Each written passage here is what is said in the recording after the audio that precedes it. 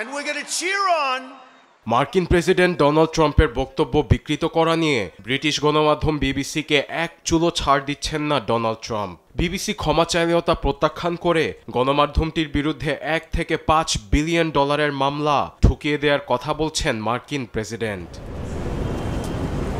এ পরিস্থিতিতে বিশ্বের সবচেয়ে ক্ষমতাধর ব্যক্তির বিরুদ্ধে লড়তে যাচ্ছে বিবিসি। তবে ভবিষ্যতে দুপক্ষের দ্বন্দ্ব সমাধান কিভাবে হতে পারে এ নিয়ে জনমনে নানা প্রশ্ন।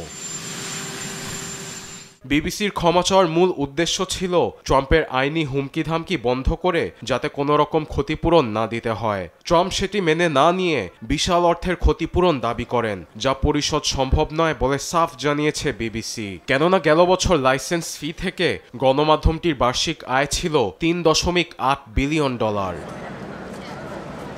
এক্ষেত্রে নাম প্রকাশে অনিচ্ছুক বিবিসির এক উচ্চপদস্থ কর্মকর্তা জানান, প্রেসিডেন্ট মামলার সিদ্ধান্ত নিলে বিবিসিকে নিজেদের সুরক্ষার ব্যবস্থা করতে হবে এবং ফ্লোরিডার সেরা আইনজীবীদের নিয়োগ দিতে হবে। দীর্ঘমেয়াদী আইন লড়াইয়ে ঢালতে হবে কারিগরি অর্থ।